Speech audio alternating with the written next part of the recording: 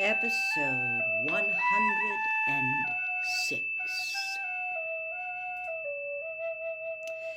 The feeling of being unclean intensified.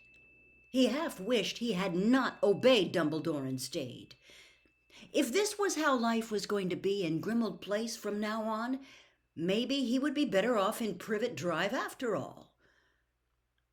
Everybody else spent the following morning putting up Christmas decorations. Harry could not remember Sirius ever being in such a good mood. He was actually singing carols, apparently delighted that he was to have company over Christmas.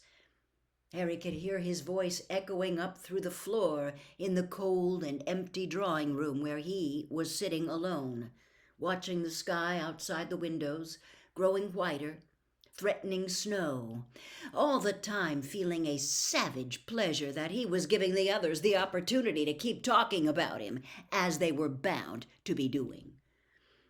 When he heard Mrs. Weasley calling his name softly up the stairs around lunchtime, he retreated further upstairs and ignored her. It was around 6 o'clock in the evening that the doorbell rang and Mrs. Black started screaming again.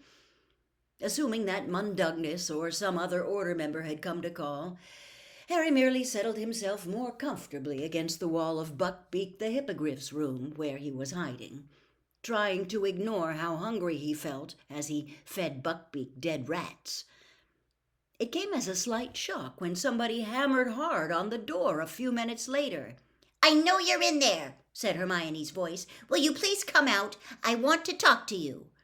"What are you doing here?" Harry asked her, pulling open the door, as Buckbeak resumed his scratching at the straw-strewn floor for any fragments of rat he might have dropped. "I thought you were skiing with your mum and dad."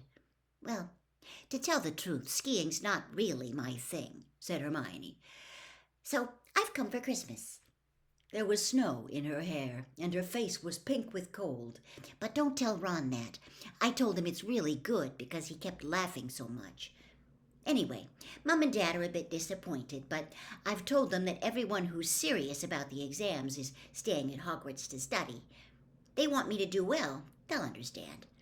Anyway," she said briskly, "let's go to your bedroom. Ron's mom's lit a fire in there and she set up sandwiches." Harry followed her back to the second floor. When he entered the bedroom, he was rather surprised to see both Ron and Ginny waiting for them, sitting on Ron's bed. "I came on the night bus," said Hermione airily, pulling off her jacket before Harry had time to speak. "Dumbledore told me what happened first thing this morning, but I had to wait for term to end officially before setting off. Umbridge is already livid that you lot disappeared right under her nose, even though Dumbledore told her Mr. Weasley was in St. Mungo's and he'd given you all permission to visit. So," she sat down next to Ginny, and the two girls and Ron looked up at Harry. "How are you feeling?" asked Hermione. "Fine," said Harry stiffly. "Oh, don't lie, Harry," she said impatiently. "Ron and Ginny say you've been hiding from everyone since you got back from St. Mungo's." "Oh, they do they?" said Harry, glaring at Ron and Ginny. Ron looked down at his feet, but Ginny seemed quite unabashed. "Well, you have," she said, "and you won't look at any of us." "It's you lot who won't look at me," said Harry angrily. "Maybe you're taking it in turns to look and keep missing each other," suggested Hermione, the corners of her mouth twitching. "Very funny," snapped Harry, turning away.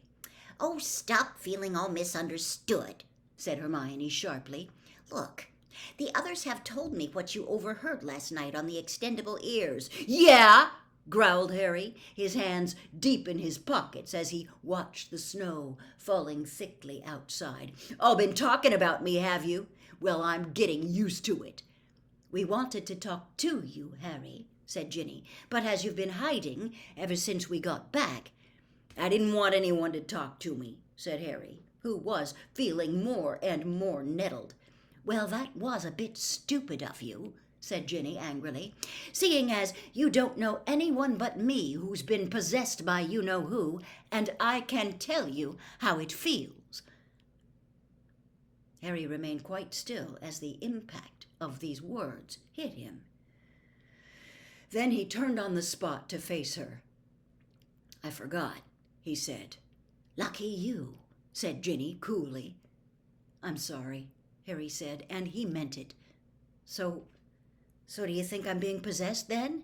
"Well, can you remember everything you've been doing?" Ginny asked. "Are there big blank periods where you don't know what you've been up to?" Harry racked his brains. "No," he said. "Well, then you know who's never possessed you," said Ginny simply. "When he did it to me, I couldn't remember what I'd been doing for hours at a time. I'd find myself somewhere and not know how I got there." Harry hardly dared believe her, yet his heart was lightening almost in spite of himself. "That dream I had about your dad and the snake, though." "Harry, you've had those dreams before," Hermione said. "You had flashes of what Voldemort was up to last year."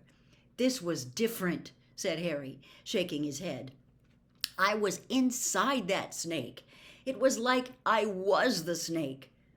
What if Voldemort somehow transported me to London?" "One day," said Hermione, sounding thoroughly exasperated, "you'll read Hogwarts: A History, and perhaps that will remind you that you can't apparate or disapparate inside Hogwarts.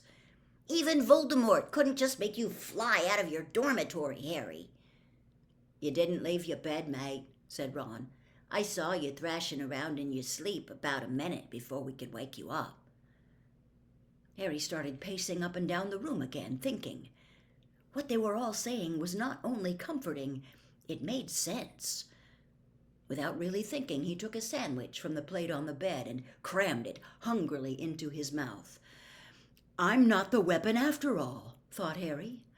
His heart swelled with happiness and relief, and he felt like joining in as they heard Sirius tramping past their door toward Buckbeak's room, singing "God rest ye merry hippogriffs" at the top of his voice. How could he have dreamed of returning to Privet Drive for Christmas? Sirius's delight at having the house full again, and especially at having Harry back, was infectious. He was no longer their sullen host of the summer. Now he seemed determined that everyone should enjoy themselves as much, if not more, than they would have done at Hogwarts. And he worked tirelessly in the run-up to Christmas Day, cleaning and decorating with their help, so that by the time they all went to bed on Christmas Eve, the house was barely recognizable. The tarnished chandeliers were no longer hung with cobwebs, but with garlands of holly and gold and silver streamers. Magical snow glittered in heaps over the threadbare carpets, and a great Christmas tree, obtained by Mundungus and decorated with live fairies, blocked Sirius's family tree from view. And even the stuffed elf heads on the wall wore Father Christmas hats and beards. Harry awoke on Christmas morning to find a stack of presents at the foot of his bed, and Ron already halfway through opening his own rather larger pile. "Good haul this year," he informed Harry through a cloud of paper. "Thanks for the broom compass. It's excellent. Beats Hermione's. She got me a homework planner." Harry sorted through his presents and found one with Hermione's handwriting on it. She had given him, too, a book that resembled a diary, except that it said things like, "Do it today or later you'll pay," every time he opened a page. Sirius and Lupin had given Harry a set of excellent books entitled Practical Defensive Magic and Its Use Against the Dark Arts, which had superb, moving color illustrations of all the counter-jinxes and hexes it described. Harry flicked through the first volume eagerly. He could see it was going to be highly useful in his plans for the DA. Hagrid had sent a furry brown wallet that had fangs, which were presumably supposed to be an anti-theft device, but unfortunately prevented Harry putting any money in without getting his fingers ripped off. Tonks's present was a small, working model of a firebolt, which Harry watched fly around the room, wishing he still had his full-size version.